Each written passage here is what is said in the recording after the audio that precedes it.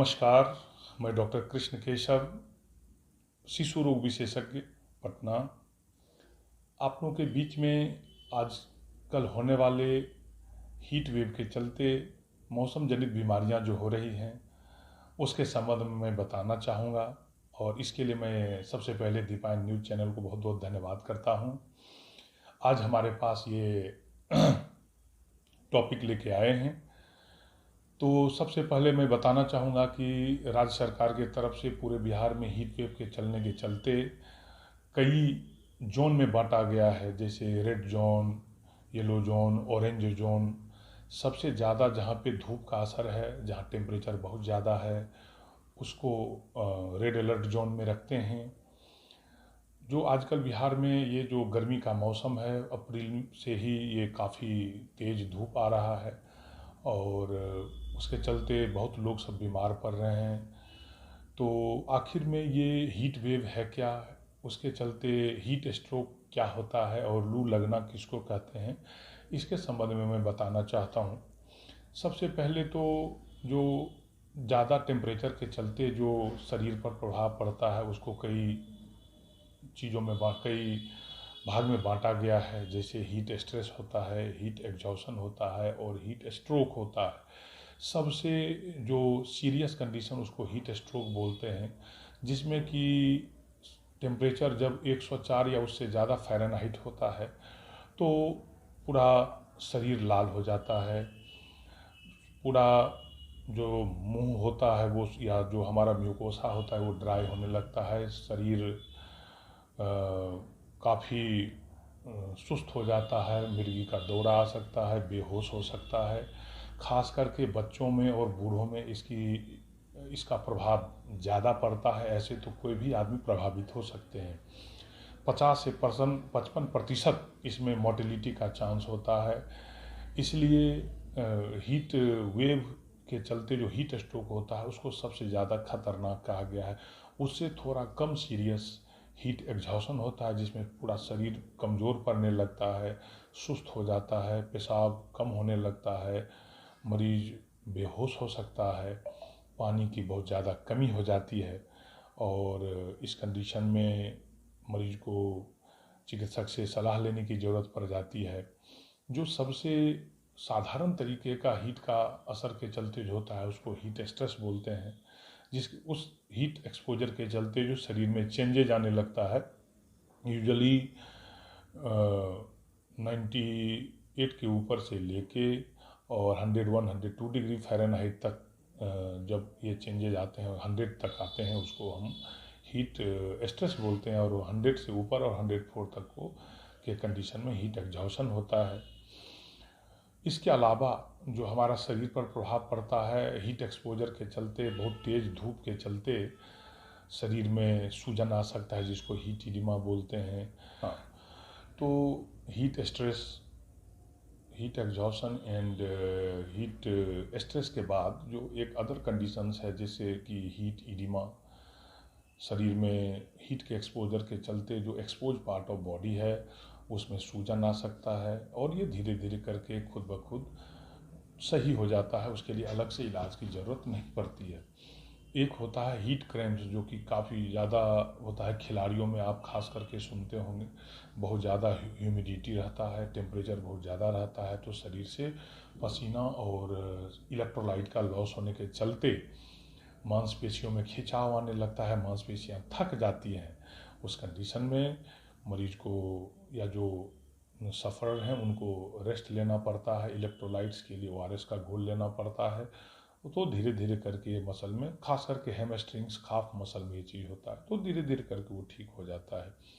एक heat syncope होता है। हीट सिनकोप के कंडीशन में बहुत ज़्यादा जब पसीना चला और शरीर में जब पानी की कमी हो जाती है तो उस कंडीशन में शरीर का ब्लड प्रेशर कम हो सकता है, बहुत ज़्यादा कमजोरी आ सकती है, आँखों के आगे अंधेरा छा सकता है।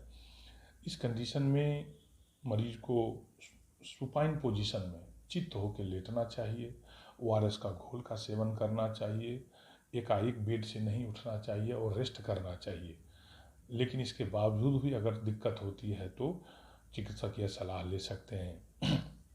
जहाँ तक लक्षण पहचानने की बात है, तो जैसे ही बहुत ज़्यादा तापमान के संपर्क में शरीर आता है तो उसके शरीर में चेंजेज आता है।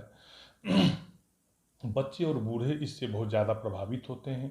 छोटे बच्चों में जो शरीर के तापमान के नियंत्रण की प्रणाली, शारीरिक प्रणाली जो होती है वो दुरुस्त नहीं होती है। इनका शरीर में जो बॉडी सरफेस एरिया है और बॉडी मास इंडेक्स है, इसके रेशियो में हीट का प्रोडक्शन बहुत ज़्यादा होता है।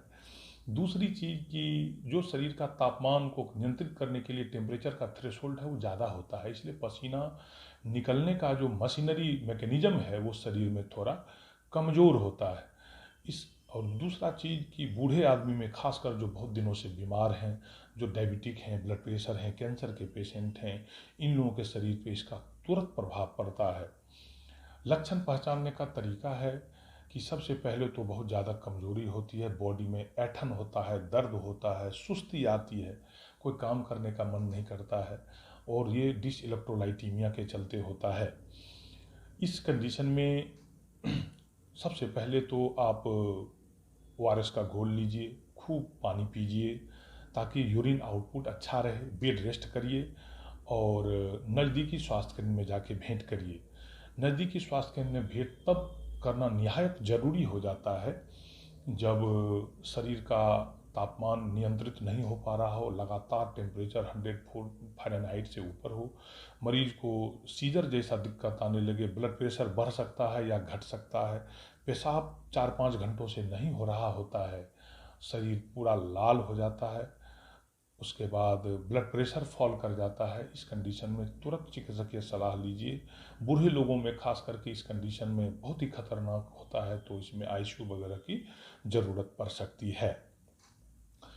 तो ये इसका लक्षण होता है। साधारण जो हीट स्ट्रेस वगैरह होते हैं वो अपने आप सुधर जाते हैं। उसके लिए आप धूप में नहीं निकलिए, खास करके 10:30 बजे से लेकर 3-4 बजे तक धूप में ना निकलें तो पूरी सावधानी के साथ निकलिए ताकि बॉडी का एक्सपोजर हीट से ज़्यादा नहीं हो।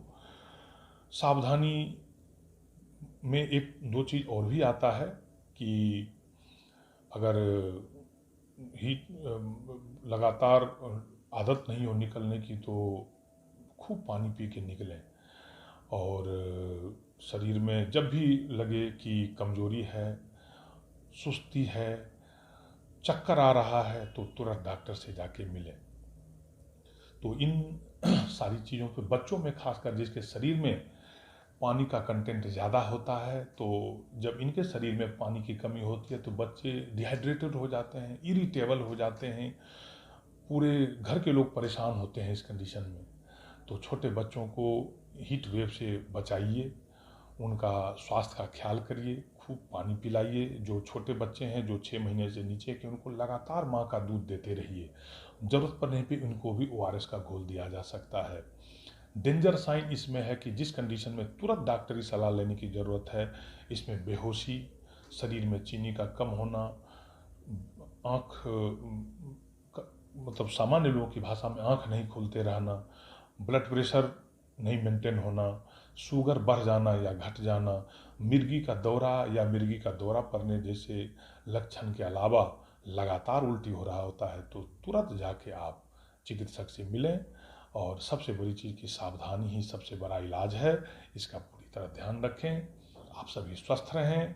मैं दीपान न्यूज़ को इस जागरूकता वाले संदेश के लिए मैं बहुत बहुत धन्यवाद देता हूँ। बहुत बहुत धन्यवाद। आप सब स्वस्थ रहें, निरोग रहें। और खबरों से अपडेट रहने के लिए दीपान न्यूज़ को सब्सक्राइब कीजिए।